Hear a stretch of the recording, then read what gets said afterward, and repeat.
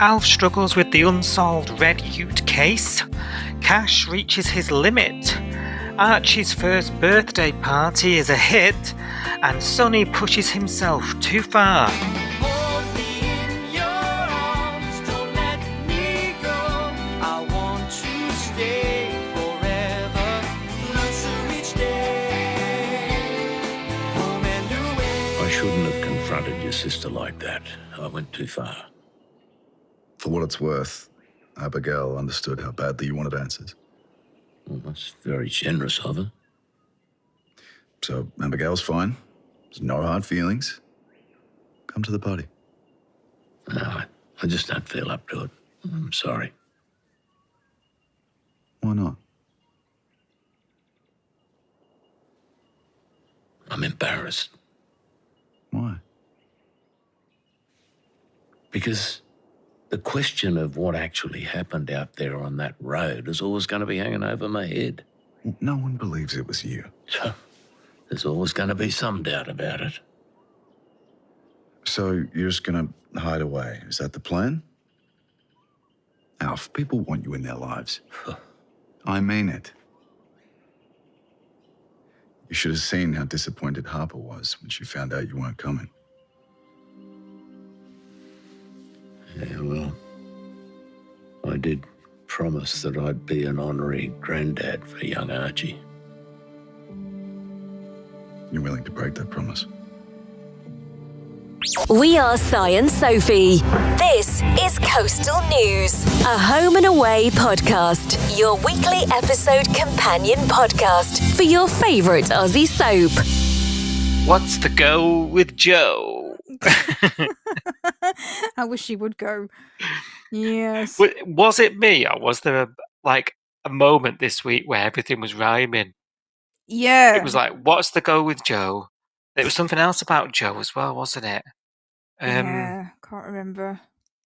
Yeah. I was like, it's one of those, someone's had a bit of a competition with each other about, I bet you can't fit this into a script. Probably, yes. How are you? Are you all right? I'm all right, Darl. How are you? I'm good, though. Did you have a nice jolly?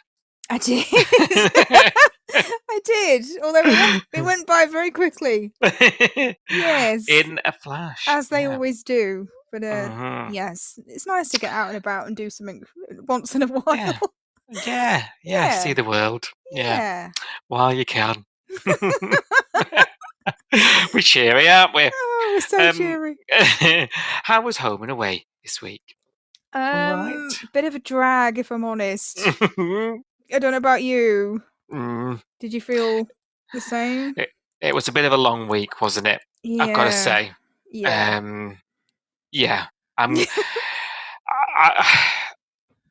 Towards the end, there was some interesting stuff that I was engaged in.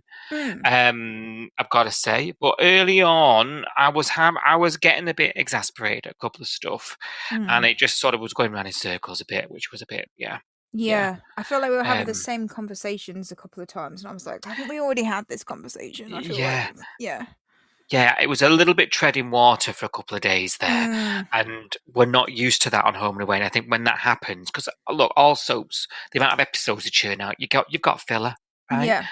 But when it does happen, especially with what mad this year is, and all stuff going on, I think it sort of sticks out like a sore thumb, doesn't it? Yes. Yeah.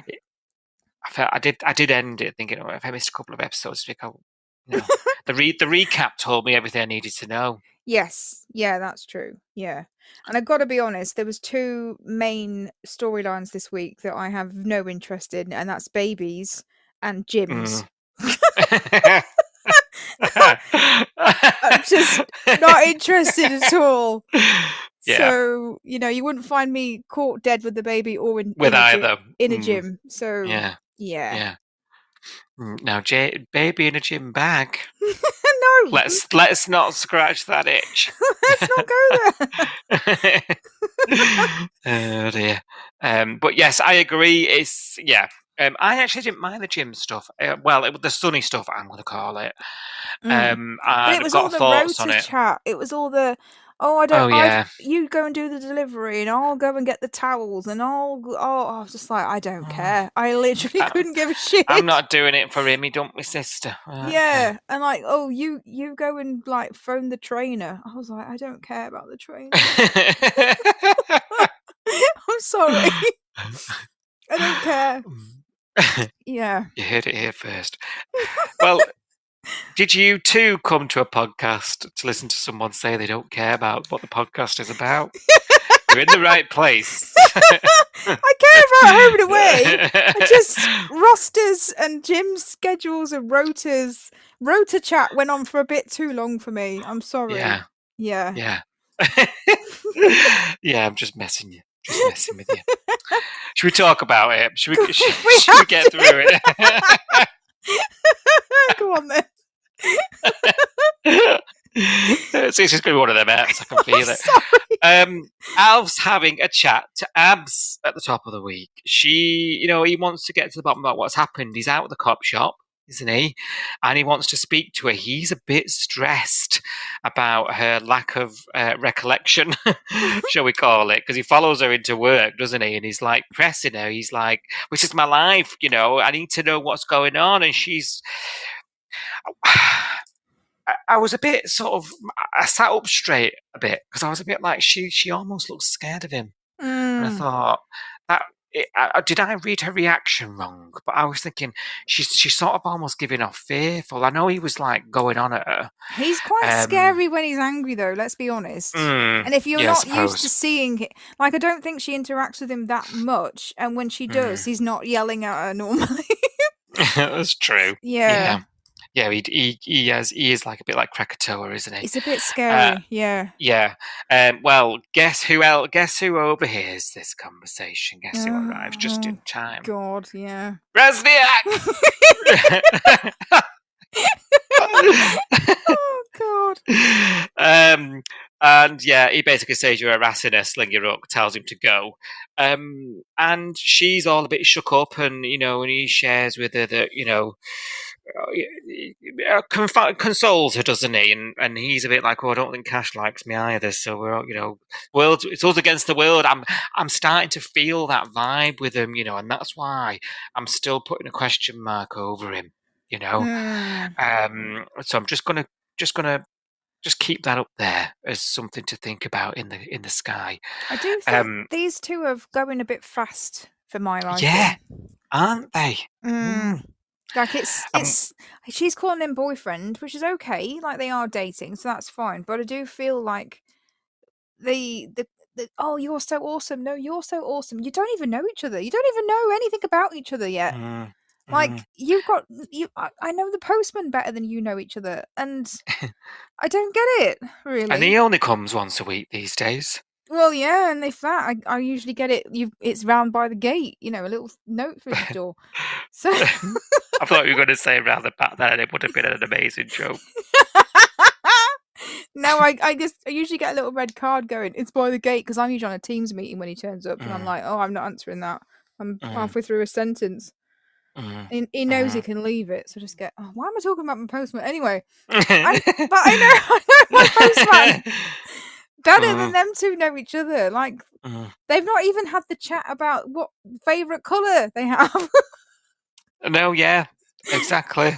Not even got to that yet. At the not even got room. To the colour of the sky at night. When it goes that dusky purple colour. Yeah, I don't know. It's super fast. Initially, you remember the other week we were saying like, oh, it might be his, lack of experience, and he's falling fast. Is it sinister? Is it just, first love? I don't know. Don't really care at this stage. Yeah. What I do know is he's upset Mr. Stewart, and I've got to say, I've felt for him now, and I was really, really sort of affected by this, because after he's told to sling her up, he then feels dreadful for upsetting Abs, and then he feels bad about that, and he's just like, oh, good Lord, it never ends, does it, with Alf, No. And he's starting to, and he says, doesn't he, like, he's starting to doubt himself now, You know, like, did he do it? Am I losing my marbles, as he puts it? He's really, really upset about what's happened with this and the running afterwards. And he does speak to Sarge, doesn't he? Put me out of misery, you know, basically tell me what's happening, get on with it, let's just get this done with, basically. Very, very, he's alfed it, hasn't he? And he doesn't know how he can hit someone and not know about it, but, you know, neither can we, Alf lad. Neither can we. Everything seems to be hanging on this car forensic, doesn't it, that we're having to wait for? And it puts Alf into this bit of limbo. And when the report finally comes through, he's cleared. Sarge is elated. He goes to tell him personally, but Alf's still downbeat about it. And honestly, I can only imagine what this was doing to you as Alf's number one fan, Soph. Because I was affected. It's horrible to watch it because it's that self-doubt. It's that whole... He was confident the week before that it definitely wasn't him, and I would know if I hit someone, and don't be so ridiculous and all that. And he was like, but now, you know, everybody thinks he did it. His daughter thinks he did it. Everyone thinks he's capable of mowing, as he keeps saying, mowing down pedestrians. he keeps saying this and I keep cracking up. I know it's not funny, but like his vernacular it just cracks me up. I've not been out mowing down pedestrians, if that's what you think. But you know, it's that bit where you start to question yourself, and then it's almost like you're gaslighting yourself because you're kind of going, well, maybe I have forgotten, or maybe I did it and I don't remember, or maybe this, maybe that, maybe the other, and you know you didn't, like, you know you would remember, but because everyone else doesn't believe you, and because like you're being treated really poorly, like because it's his pride, isn't it? Everyone in the Bay knows that he's been arrested. A whole bunch of people were gawping and getting into the back of the police car the week before. This Brezniak guy is going around town telling everybody he did it, you know, without even having any evidence or anything pointing towards him doing it. If a policeman is going around town saying, "Oh, he's guilty," that's going to stick. Yeah. So yeah. He just looks so broken this week, Mr. Stewart. It was horrible to watch. It was heartbreaking, and it shows that Alf can still do it. You know, he's still got that hold on us. You know, and he can get that emotional stuff out of us. Yeah. Despite, you know, we've been in this before. Alf's been in trouble with the police many times before. But we can still sort of be moved by it. And I think you're right. What is poignant about this is that he's more moved by everybody else, not by what he's been accused by. That's all been anger and going mad. What does upset him is how people see him. You know, and he really holds people's opinions of him in high regard. He's looked up, he's well respected, isn't he? He's the god of the Bay, you know. And I can understand that his frustration has turned to deflation because he feels like he's talking to a wall. It is sad, really, when we start picking it apart. I mean, even to the point where, like, he's saying that, you know, look, you may have cleared me, but you can't prove it. You know, I'm doubting myself, as you put it. You know, I'm hearing everybody say it. Maybe I did do it, and just because there's nothing on my car doesn't mean I didn't. You know, and this makes him hand his car keys to Justin, and he says, "I'm not driving until they find the perps." And I'm just like, yeah, and I'm like, oh no, like. All this because Rue was making you give your car up, and you've been beaten down so much that you're willing to give your keys over to a friend. And I'm like, and we've done that in the space of a week to you. It's all Rue's fault as well, because, like, you know, like sliding doors, I know it's a bit like, you know, shoulda, woulda, coulda. But if she just let him go to Marimbula, he wouldn't have been on that road at that time of the morning. It wouldn't have happened. Well, it would have happened because I think it's somebody else that's done it.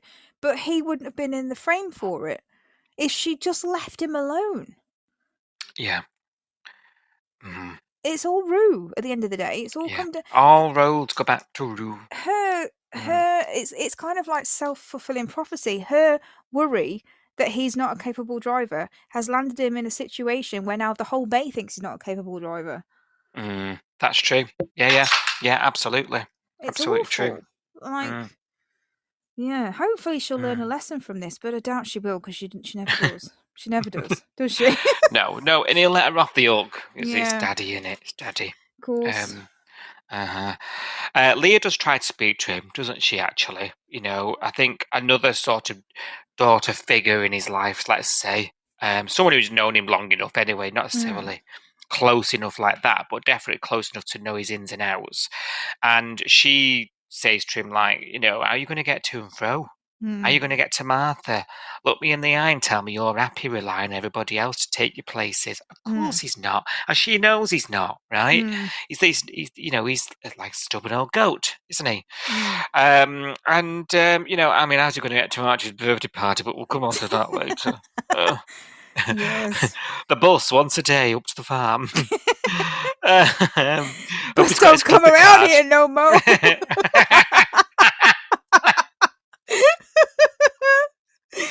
Oh God, does that bus still run? Actually, we did see the bus stop last year. We got very excited about it because we saw it for the first time on screen. Was it, who was at the bus stop? Was it Lacey? I think she was. It was, I think it might have been. And Leah talked her out of running away again, didn't she? Yeah, that was it. Funny times. Funny times. Basically he's embarrassed, isn't he? Basically. Now let's talk about this party's happening, isn't it? Because it sort of links in with Alf. And it's up at the farm, Archie's birthday party. Everyone's invited. Alf doesn't want to go, does he? And Harper, which took me by surprise, wanted him there more than anything, really. Surrogate grandfather. I was a bit blindsided by this closeness. They did have a chat. There was a chat in the diner where Harper was in there fobbing the baby off on Marilyn, as she tends to do. Standard. You know? Yeah, can you just take Archie for now while I go and have a cocktail or whatever it is that the mum of the year needs to go and do. But then she had that chat with Alf and she was feeling a bit down on herself. And she said something like, I did all this because I just wanted a grandparent for Archie and now he's not got one. Because, you know, he's not got any on my side and Tane's side of the family is all dead and what have you. And he did make a flippant comment and he did say something like, well, I'll be the surrogate granddad, you know, and I'm happy to. And it was a very throwaway line, but she seems to have taken it very literally. And like you say, it's like, now it's like, well, he's his granddad. Like, he has to be at his party. It's a bit odd, isn't it? Is it just me? It's a bit weird, I'll be honest. I was a bit like, why does everything hinge on Alf being there, you know? To the point where Levi leaves and goes to get him and sort of sits and has this chat. I tell you what, I was so distracted during these scenes where Levi arrives at SBH and he's sort of sitting around and you can just sort of see the actor, Tristan, just sort of looking around the set like, oh my God, I'm on this set. I'd noticed that. Did anybody else clock it? Did you not clock it? Didn't clock it. No, but I will go back and have a look. He sort of comes around the couch and he sort of sits on the couch and he sort of just like a glance around. No and way. You're thinking, and I interpreted it as like him being like, oh my God, I'm doing a scene with Alf in the house. You know, because he's not. But he did look a bit weird in there. We've not seen him in there. No, I did think it was strange seeing him at the farmhouse. Actually, not a bad thing. I enjoyed it, but it is just to highlight his driving story, his independence, his self-reliance, and you know, of course it is. It's just shoehorned in, isn't it? Basically, to the and it's another person that Alf can have a scene with. Exactly. You know? But it was strange seeing Levi there. But it was very much like him looking around going, I'm on the famous set with Alf. I'll have to go and look at it. Yeah, it's all over his face. He did look weird sitting on that sofa because I was like, that's normally where Marilyn sits. It's not it's not your seat. It's not your side. Yeah. It's not your spot. It was weird. Yeah. I would be the same though. Like if I was ever on a TV show like that, like with an iconic set like that, I just wouldn't get past it. I'd be like, oh my God, I'm in the kitchen. I'm in the utility room with the upside down tumble dryer. You're like, oh. This is why they would never, ever let us be extras or anything. Would be a fucking nightmare. We would, yeah. We would be nightmare. We would. I'll be honest. They'd be shooting a scene and I'd be like, oh my God, there's nothing in this pantry. I'd be like, cut. Why is the wok up there? Why does Marilyn need a step ladder to get the wok down? Who keeps the wok up there? Come on. Walking out the side door and being like, where have the stairs gone? Oh, and I'd be taking a selfie. You know as you go through the doors to go towards the stairs, the doors from the living room, there's a picture of Alf on the left-hand side of the doors behind the glass. I'd be there with a selfie going like, yeah, me and Mr. Stewart with his portrait in the SPH. Then they're trying to do a scene with Rue whinging at her daddy in the other room. That'd be terrible. Awful. Yeah. Mm. Yeah, so I'd have been like proper geeking out, and maybe I was projecting. You have a little look at that scene. I'm gonna have to watch it again. I definitely thought I clocked him doing a bit of a head look around and being a bit like proud of himself that he's sitting on this famous set. Hilarious. Let me know what you think. Love it. Now there is a bit. So basically, Levi reminds him that people want him in their life, don't he? And he does say some nice things to him. Yeah. Again, it's not going to notice, but it's another bloke that he listens to, and does seem to get through because he does go up there, which is really, really good. Now, however, there is a setback because when Rue hears about him handing his keys to Justin, basically accuses him of remembering something, and I'm just like, really, Rue, we were getting somewhere. I really didn't need you to come out with this bile again. Really, no. She even goes to the police station and asks and checks. Oh, this and one just like, wound what me a up. woman! This wound me up.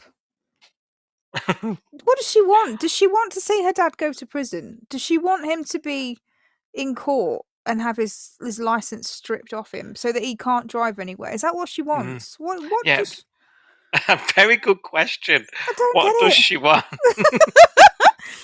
Because let's be honest, if that does happen, she really will have to step up and get off her ass and do something around the house, because she'll have to do all the stuff that he's normally. Because if he goes to prison, or if he gets his license taken away from him, she's got to do all the slack that he's gonna have left behind. So, I can't bear. I'm sorry. I'm going to try not to rant about her because I can't bear her. can't bear her. I wish he had me as a daughter instead, because it would be much nicer. But there we go.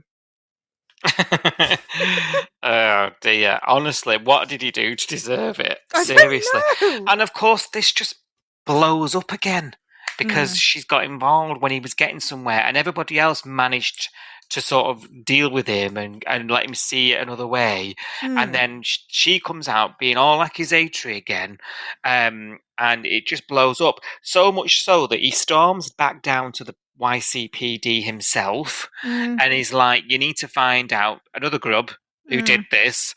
And David says there's no evidence. You need to sort of try and get on with it. Like, this is not a case I'm going to be throwing any resource at. Like, you just got to get over it, Alf. Like, there's no splatter on your car. Can't do anything about it.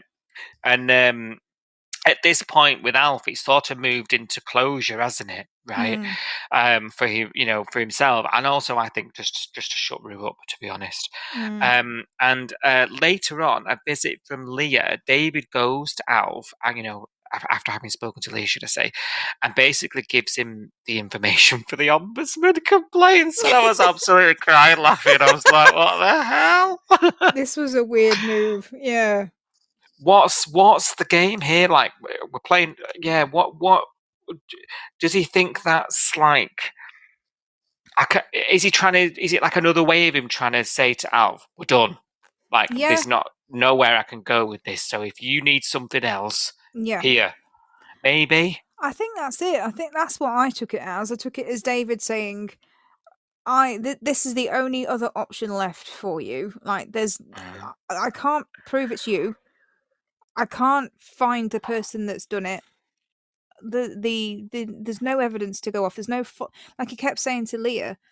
There's nothing to follow up. There's nothing. There's no leads. There's nothing to chase. There's nobody to go and talk to. There's no camera footage to check. There's nothing. It's a dead end. So the only thing that you can do is, if you don't like the way that I've conducted the inquiry, is you can complain about it, because I've got nothing else in my arsenal. There's just nothing left, doll. So I kind of wondered whether this was like, obviously Sarge just, this is facts. This is just like, if you're not happy with how I've done it, then it's everybody's right to complain, and here's how to do it. And then he can really say he's done everything, because he's followed every lead. He's got to the dead end, and he's even offered the person involved a remediation, a way to complain. Yeah. And then Sarge can say he's done literally everything he can within his power. And yes, he hasn't solved the crime, but there's nowhere to go with it. And I wondered whether that might be enough for Alf, because when Alf starts, imagine you're trying to write the complaint. Imagine he goes, right, okay, I'm going to put a complaint in about David, and you start to write it out. What actually do you say that he did wrong? And maybe that's a way of him processing, the fact that this is a dead end, and that he's got to drop it, or else he's going to drive himself insane. Because I don't know what I would write if I was criticising David. Because the only thing you can say is that there's a lack of evidence. That's not David's fault. No. Or maybe it'll be some sort of review. And like a third party, somebody doesn't know. It's not someone from the Bay, telling him this. It's not Rue. It's somebody completely doesn't know anything, turns around to him and says, the police did everything, it wasn't you. Maybe that would work. I think it's the wording, isn't it? I think it's because they can't prove it's him. But that doesn't mean it... They can't disprove. Yeah, that doesn't mean he didn't do it. It doesn't mean I didn't do it. It doesn't mean that you didn't do it. But they can't prove that we did it either. Yeah. And he wants something a little bit more concrete, to be sure, doesn't he? Yeah. And it could, because of that self-doubt we talked about. He's had this doubt planted that maybe he's going a bit daft, and he did do it, and he did forget, and it is possible he could have hit her, and I don't know. I think he's going to take the fall for this, but I do keep coming back to, I don't think he has done it, and I think that, but then I'm like, who has? And is that linked to something else? Well, are they telling us, the audience, that we've got to move on? That this is just one of those storylines that doesn't get an ending, no closure. I hope not, because it's like the diner robbery we'll talk about in 10 years. Like, was it Nico? Like, it sort of was, but like wasn't confirmed. Yeah. It's going to be one of those, isn't it? Yes. So, yeah. Hopefully not. Let's get the ombudsman in, sort everything out. Because I tell you what, if there's no solution to this, I'll go to Ofcom myself at this rate. Points of view. One was not amused with the treatment of Mr. Stewart. Oh dear. 25 years, Mother and I have been coming to this bay. Never been so insulted in my life. Never been so shouted. So yeah, we'll see what happens. Oh dear. Right, Eden has set up a lunch date with them, her, Cash, Abs and Richie this week. And I want to touch on this a little bit, because we were talking, I think it was last week, about Cash's treatment of Richie, and I think this was really, really rude. And I got to the point where I don't know what I can't defend Cash here. I found it hilarious. Go on, tell me what you think. Well, as Cash lover, you would, but you got to call them out when they're doing something wrong. I did it with Marley. I know you did. Yeah. Now it was very awkward anyway, because Cash doesn't want to be there. The thing is, we know Richie he's self-aware enough to know that he's not liked, because he's already bumped into Cash running, didn't he, and was like, "You don't like me much." And he's mentioned a few things to Abby about him not liking him. So we know he's self-aware enough that he's picking up the cues at work, right? Yeah. He knows he's not liked in that way. So he's at this dinner. It's all awkward, and I think there's a genuine attempt from Richie and Abs to sort of meet him halfway a bit, and he's just completely closed to it, isn't he? And he was really, really, when he laughed at his reasons he wanted to be a cop, he just burst out laughing. And I'm thinking, this is a young, impressionable person at the start of their career, and things like that stay with you. And I think I took this very seriously, clearly, judging back because I can hear myself talking about it now. But to the point where Cash runs to work and tells Sarge he's going to headbutt him. I found that hilarious. I have a genuine concern that I'm going to headbutt him. I did laugh out loud. I know what you mean. I did cringe when Bresniak, or whatever his name is, Richie. Bresniak, when he explained that his mum likes Die Hard and that's why he's a cop. I was like, I was cringing. And when Cash laughed, I was like, oh God, now I'm cringing even harder. Like, the whole thing was just awkward and horrible. But on the other hand, I do think this was awful because I actually genuinely feel bad for Cash. Now, I'm one of these people, I don't like to get too pally with my colleagues because I like to separate work and home. And I don't get close to my colleagues, and I don't care if they like me as long as they think I'm doing my job okay. I don't go there to be liked. I don't go there to make friends. I've got friends outside of work. I don't need that. And I like to draw a line of separation. But for Cash, his newbie colleague is dating his sister-in-law. It's already crossing into his work, outside of work life. You know what I mean? His home life. And then the newbie colleague is in his house. He's been invited his wife's for dinner. Cooking roasting a chicken over lunchtime for I him. would be really if my partner invited the new guy from work to my house, I would be really uncomfortable and not very happy, I'll be honest. Because I'd be like, no, we're colleagues, we're not friends. I know, but I think in the moment you'd be polite. I would be polite. And I don't think Cash was polite. He wasn't. I would be polite. I would be silently fuming, but I would be polite on the surface. Because you have to, because I don't like conflicts at the end of the day, but then I'm not a copper, so maybe that's because I'm not dealing with conflict. I'm not dealing with angry people all the time, but I just it made me uncomfortable because I do think you do have a right to switch off, go home, and not be. There's no obligation to be friends with your colleagues or to like them. And you can respect people without liking them. You can respect that they do a good job without actually liking them. I think. No, I agree. And I think professional boundaries are good for mental health as well. I think sometimes you can take a lot out. I think work bleeds into your personal life if you do have friends. You see, I am a little bit like, I think for me, I'm a social person. Yeah. And I am a people person. So for me, having a social aspect to work is actually quite important. I'm quite the opposite to you in that respect. So if I was new, I wouldn't be behaving like Bresniak. Anyway, no, I would. Who would? I would. It'd take me a year to speak to Cash, let alone like. It's the whole Gen Z mentality, though, isn't it? Like, Bresniak is a proper Gen Z, isn't he? I know. Yeah, but if I don't have like friends to talk with at work and things, that is a bit of a thing for me. Like, in terms of, I do need something else from it, and it helps me get through, and that's what I like to do because I'm people and I like to chat crap.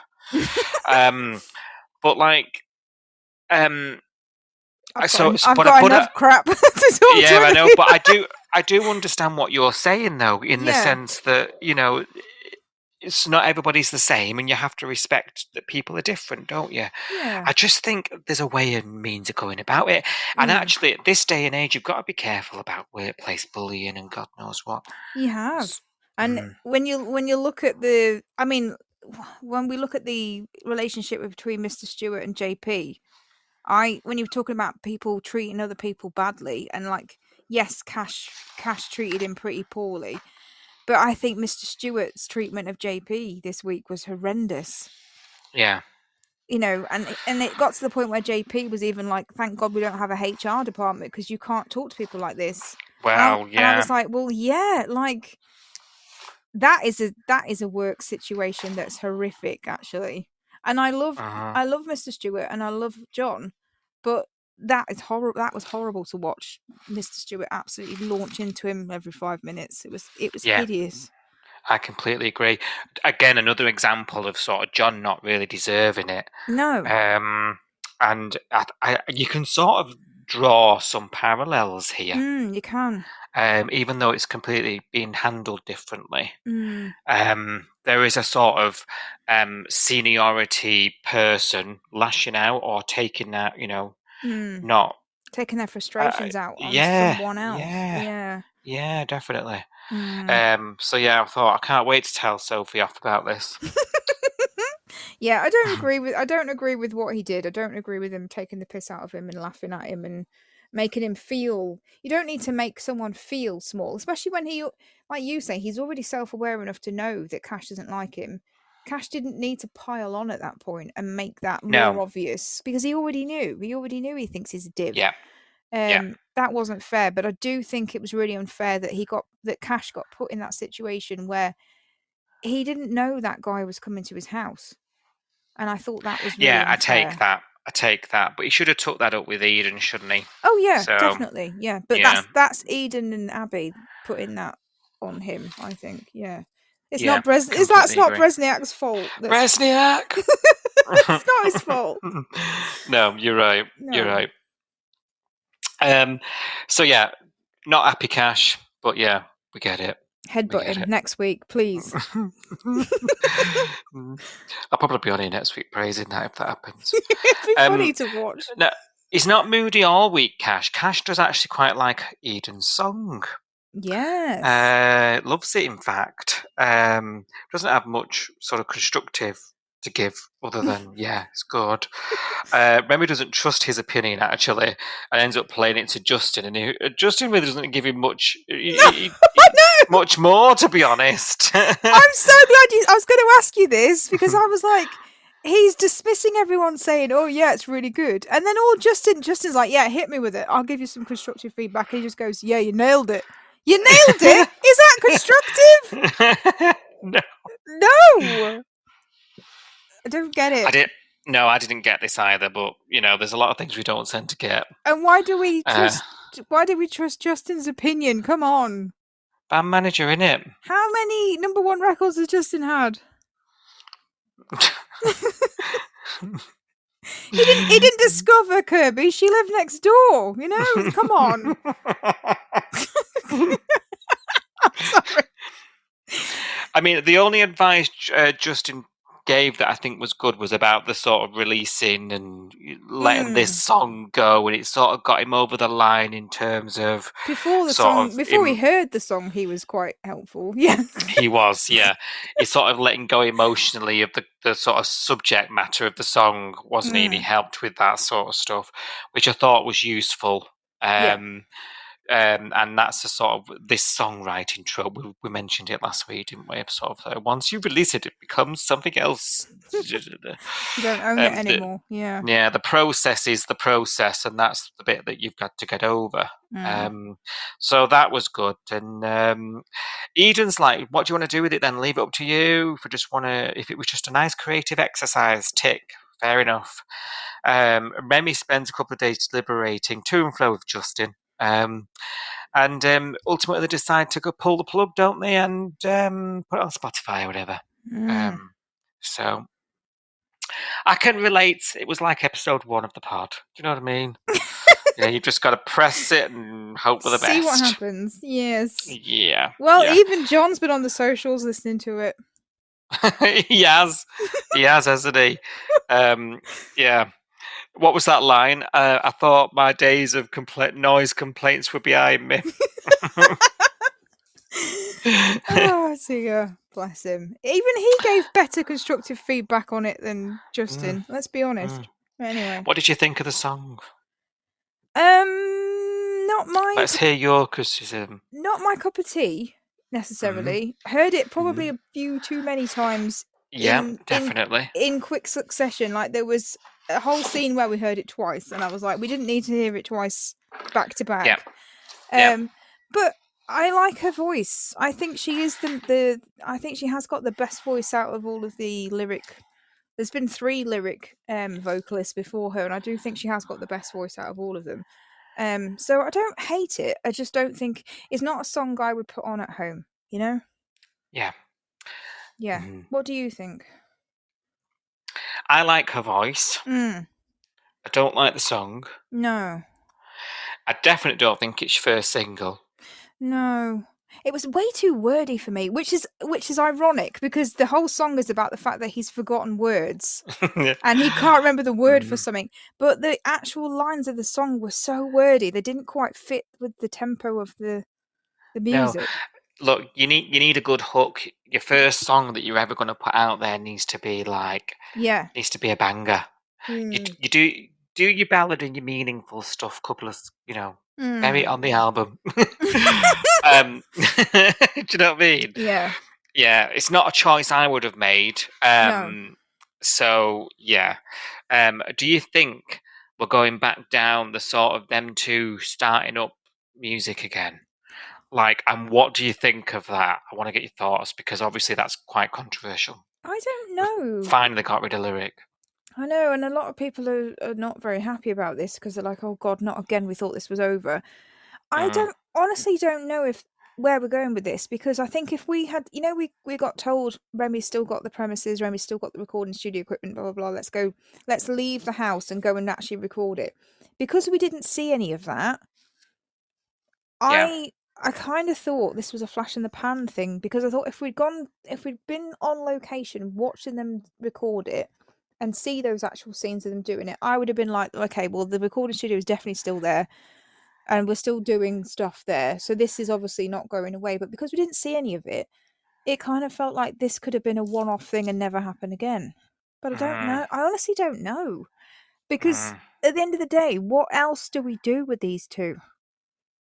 Because she went down she was going to be a police volunteer and then that didn't happen. Then she ended up being a carer for Sonny. He's supposed to be a carer for Sonny, but then neither of them are looking after him. And in fact, he actually moved out without even either of them knowing. He just seems to have just moved himself out. Without them even noticing because they're so busy messing around with guitars. They've not even noticed that he's gone. So I don't... That's true. I don't even know. If we don't go down the lyric route with these two, or the whatever the lyric is with 2 of them, what do we do with these 2 characters? Where's the growth for them? Especially Remy. He's got no family in the Bay. He's got no girlfriend right now. He's a millionaire, which is so annoying. But what do we do? What do we do with him? Yeah. I don't know. I can't see what... I wouldn't even... If I was a writer, I actually wouldn't even know what to do with Remy next. I feel like they're genuinely gonna he's gonna go and do the music. Do you think? I think, I think he's gonna do it. I think there's been a couple of sort of hints like, oh, you used to be up there busking. I think he's going to finally feel like he's got his life back. And I think when you go through something like a brain tumor where you're getting this close to death, you're probably not going to sit on something and not try it. Yeah. And sort of dilly-dally, you're just going to do it, aren't you? And try it. And if you fail, you fail. He will have been thinking about regrets, won't he, while he thought he was going to die. Things I didn't achieve in my life. And he's got something a lot of people don't have, and that's capital. To be able to fulfill their dreams, I could sit here, recover from a brain tumour and say, right, this is what I do in my life. But if I've not got the money, it's not happening. Exactly. And if you've had a brain tumour, you've not been at work and you've got no money coming in, so you're brassic. Yeah. Yeah. Yeah. Not Whereas him. he's not. Yeah, he's not in that position. So yeah. I think he's gonna do it.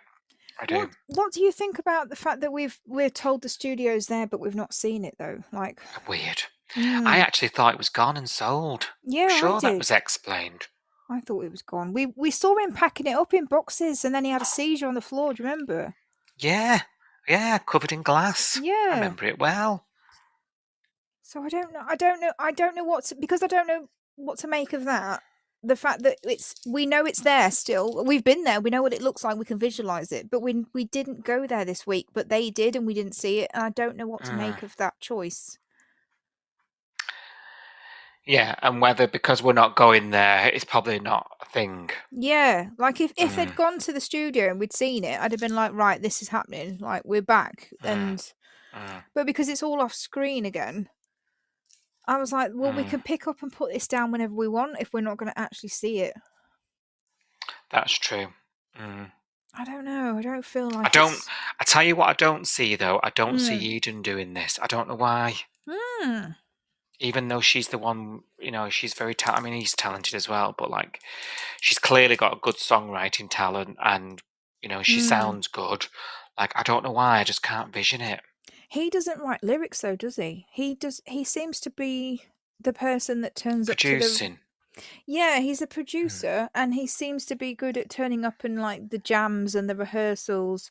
I don't see him penning a song and writing a song and singing a song, not like she does. Like, he needs her. If he's going to be the one pushing a music career, he either needs her or he needs somebody else to be the forefront of whatever it is, the act. Marvelon, whatever her name was. Yes. That's not. So watch this space, eh? Watch this space. Hey now, Tane is out of hospital just in time for a truckload of fairy bread at his own kids' party, which we touched upon earlier, but we'll go into a bit more depth. Harper was hoping he'd be out in time. He is. Cake's been done by Leah. Everyone's rallying. Everyone's going there. We mentioned that Al finally gets there. A bit touch and go, but he gets there. And of course, not only is he out of hospital, but Mac wants him at her house. And of course, not only is this party happening, but Mac wants it at her house. And of course, that was all I got. Yes. Mac wants him, full stop. She does. And she's... Honestly, I'm so done with her being at the centre of this now. I'm like, oh my God, I don't know. I don't know if I can do this. No. Like...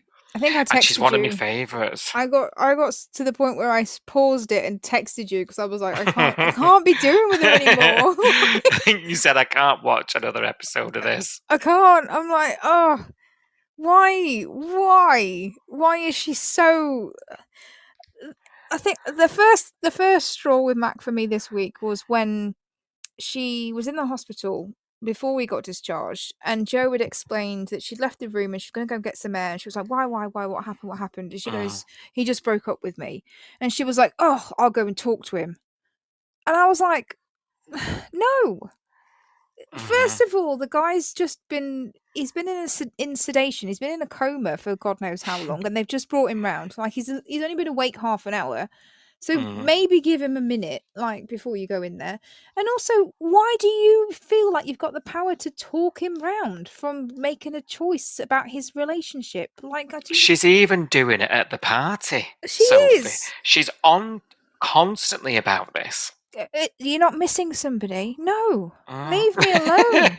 I don't understand it. Why does she feel like she's the architect of his life? It don't make sense to me. It is driving me potty. Like, I'm getting violent now. she's really winding me up. And I remember, obviously we do the tweets along.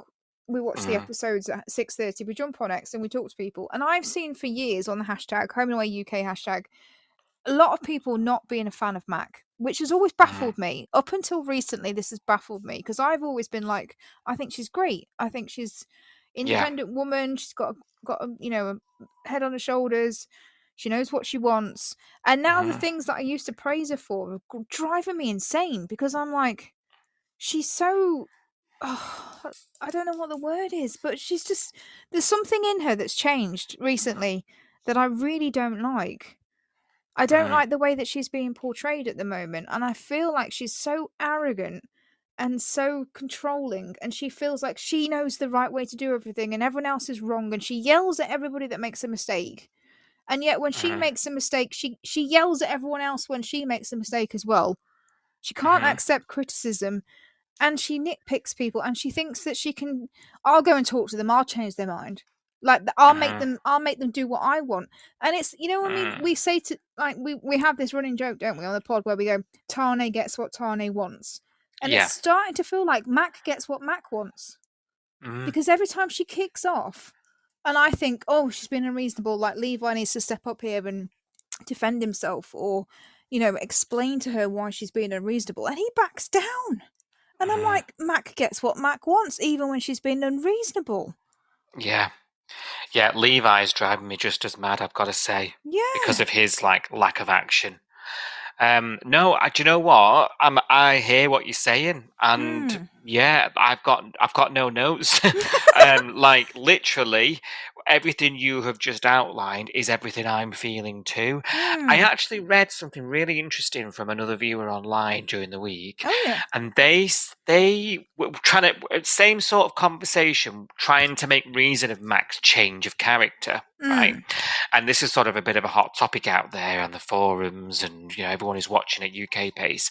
And this post, I can't remember the name now. I'm really, really sorry. I really should get better at sort of acknowledging whose words these are. But somebody said basically that they thought they saw the turn in her through her fertility struggles, and think that is now fundamentally meant that she is, when you talk about character growth and their arc and everything, she's now a completely different character. Like, that stuff changes you. And this viewer was like trying to sort of explain to some of us that are exasperated with her that she's not seeing the joy. She's not like... she's on everyone all the time because she feels unjust, like the world has been unjust to her, and then that has made her a bit bitter and a bit like, it sort of give her this edge. And this person was saying that they thought it was a deliberate sort of character trait that has been sort of woven in as a result of her experience recently.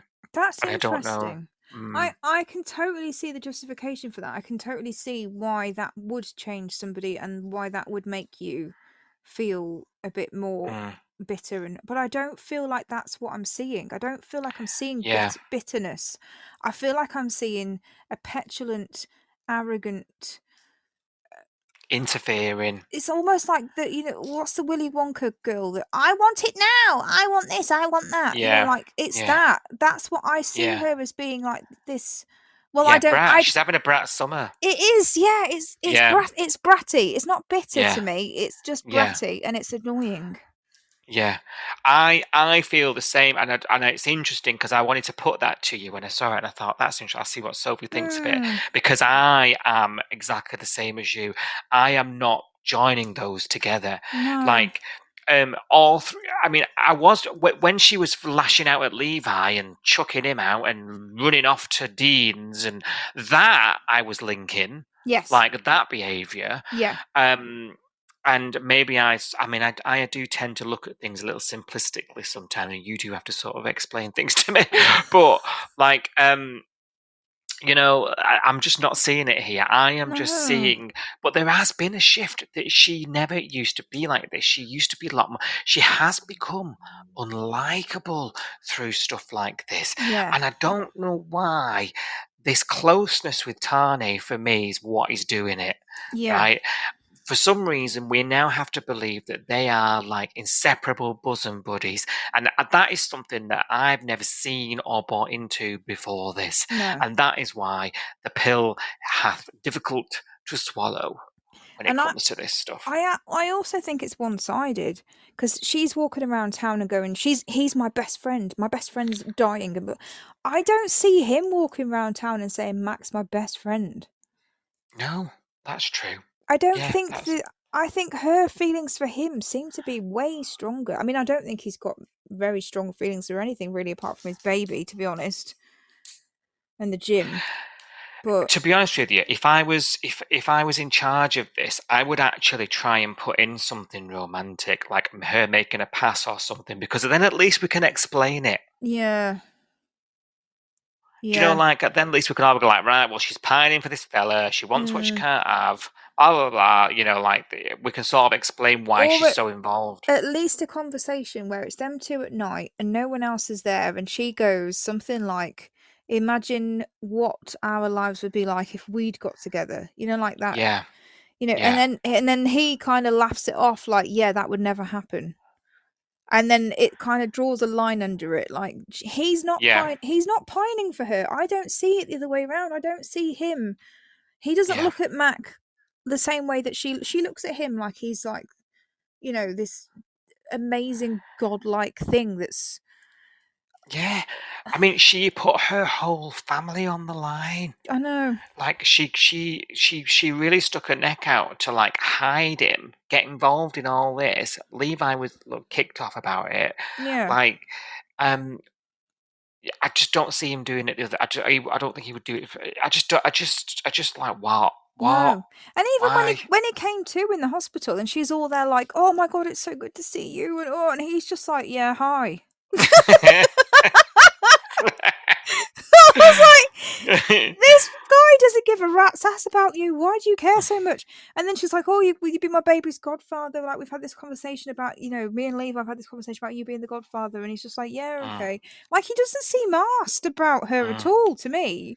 But from her side, she's like, oh, he's my best friend. Oh, my best friend, my best friend, my best. It's embarrassing to me. Yeah. Yeah, no, agreed. And then, of course, she's the big night. It's the Mac show. You know, this birthday party for Archie. Yeah. And all I can think of watching it, I mean, it was a lovely day, I must say. And I do like it when we have a lot of cast together and there's a community feel. And Sonny the cripple is having to assemble a trike on his own with no help. Oh my God. And we're all just sitting watching him. And can I just say, before he even hurt himself, I was thinking there's no way as a woman of a certain age, I could sit on the grass for that long. And my legs and my back would be absolutely paralysed myself. I know, but I just love it how they're all sitting there eating cake and playing pinata while he was the one putting this track together. And he sat on the hard ground with a back injury. I was like, what are you doing? I was like, why doesn't the Hulk Tane, whatever. What did Daly used to call him? Yeah, but he's been tasered. Demigod. He's tasered. He's out of action as well. Should have been Levi. So he couldn't stick some wheels on a bike. Well, I don't think he can sit on the ground either. If I'd sat on the ground for 2 hours putting that bike together, I wouldn't have walked for 4 days after that. Last Christmas, I sat on the floor to wrap some presents, and I couldn't get up after 2 hours. Well, we all know what my back's like. We'll leave that because we don't want to discuss your Wow. What happened in Spain? What happened in Spain? Yeah, but also it happened again at home. Something much cleaner. I was just loading the dishwasher and it ended up in hospital. Ow! Mm-hmm. No, it's not funny, is it? I did a grey on EastEnders. And yet you haven't been in a wheelchair, and yet you know not to sit on the ground for 2 hours. Yeah. No, I'd have hired a man with a tool to do that. I bet you would. Yes. I'd have been on the old Facebook. I wondered what you were going to say. Okay, Facebook, right? Okay, not the app I was thinking of, but there we go. I just thought it was funny how they were all just sitting a meter away and not helping him. It was ridiculous. The whole scene, and she kept saying, "Should I get the wheelchair out of the car?" And I was like, "Yes." Well, yeah, she shouldn't have asked him. She should have just done it. And I think if it was there, he'd have sat in it. Yeah. I think that was a bit daft. He was trying to prove to himself, wasn't he? Prove a point. He wasn't letting her help him. I think she ought to really, but I can't really pin it on her. No. And of course, he's overdone it, hasn't he? You can't get out of the blinking car when they get home. He's overdone it. This is a step back, and then. For some reason, he takes that then as I must go to the gym and go mad. And I'm thinking, have you learnt nothing? He sees it as sort of building strength, and the more he does, but like 0 to 100 when you've. Let's face it, as far as we know, he's done a couple of physiotherapy sessions, and that's it. And a few massages from Dana, That's yeah. And now, he's taking no advice, is he? Like, he's not. He's going out for leather. We're entering a sort of. I think it's going to be interesting if what I think is going to happen. I think it's going to be one of these sort of male storylines where it's like male mental health and that association with the body and the exercise and the overdoing it and pushing yourself to limits, and he's going to I think we're going to go down this sort of he wants to get better so bad that it's going to consume him. I think. And I think that could be interesting, and I'm interested to see how this is portrayed with a character like Sonny, who's normally so easy breezy. Yes. Yeah. I had to laugh when they were making jokes about him never being in a gym. I was like, have you seen his arms? He hasn't got them from lifting a pizza slice to his mouth, has he? Come on. No. I was thinking wardrobe should have covered them up a bit during this scene. I know, it's ridiculous. What do you feel about this? Like, like this story. Like, do you feel like I do? Like, it's going to go down that sort of route? I think so. It's either going to go down that route of like you say, he's going to be so focused and so fixated on hyper, or it's going to be cut really short because actually he's going to set himself back because he's going to injure himself. Oh, yeah. And then we're going to go back 2 steps, and then it's going to go down the mental health route because it's going to be, I pushed myself too much, and now I'm back in the wheelchair. I'm not even on the crutches now because I've injured myself or whatever it is, and having to get back to where he was, like having to get. I don't know. I'd hate that if I'm honest. I'd hate to go backwards. Yeah, because I think we didn't like him like that, did we? We thought he was a bit of a knob. And understandably, I can understand. Yeah. But it's not nice to watch, is it? That's the problem. It's not an enjoyable storyline for a viewer, is it? Even though it's relatable, like there'll be people out there that are watching this and going, "Yeah, this is relatable. It reminds me of when I went through a similar situation." But to watch somebody suffer, it's not nice, is it? Especially a character that you like. Yeah, definitely. And you're invested in, and you want them to do well, and you want them to succeed. Yeah. You want them to be the best, don't you? When you get behind a character. Yeah. And he is one of those, right? You can't not like Sonny in that regard. Like you can't not root for him, I suppose. You can't always agree with the way he handles things, and that's like every character. Yeah. But you do root for him, don't you? You want the best for him. You definitely root for him and Dana. But there's a bit of sort of desperation here, and that I think is gonna, whichever way it goes, the consequences are going to be quite catastrophic, I think. But I think of all the characters you could do this with, mess him up a bit. Like, and Ryan's capable. Ryan is really good. He's doing a cracking job, and I think what he proves is whatever you sort of throw at Sonny, he can do it. And he's the jokey one, I think he does really well. I think his comedy time is perfect, but when you have characters like that, it doesn't always work in the drama stuff and the emotional stuff. But I think he's good. He is really good, and you can tell he's good because he has the heart-to-hearts with people like Mr. Stewart and John, and he holds his own in those scenes. Yeah, and it's not like a rookie actor and the legend of Al Stewart. He holds his own. He's just as good. It's compelling to watch. It's believable. I think, like you say, I think he's done really well. And I think they've trusted him with a lot of storylines with the legacy characters. Like, he had a huge part in Irene's exit story for someone that was so new to the show. And they trusted him with that, and I think he pulled that off really well. And I think all the scenes we've had recently with John and Alf and everyone else, he's just proven that he's so versatile, actually. And it's not. I think it's not like it's not like a stark. I don't feel like, even though he only joined at the end of last year, I don't feel like he's only been here for 6 months. It feels like he's been here for much longer. Yeah, you know what? I was going to say that myself. He feels like part of the furniture, doesn't he? Yeah. It is mad. I actually can't really remember what Dana did before him. No, that's true. Probably just Harper stuff, which we probably weren't that interested in, to be honest, were we? Yeah, I just know I loved her. I can't remember why. Yeah. There was a weird cop, weren't there? Yeah. Bit of syringing.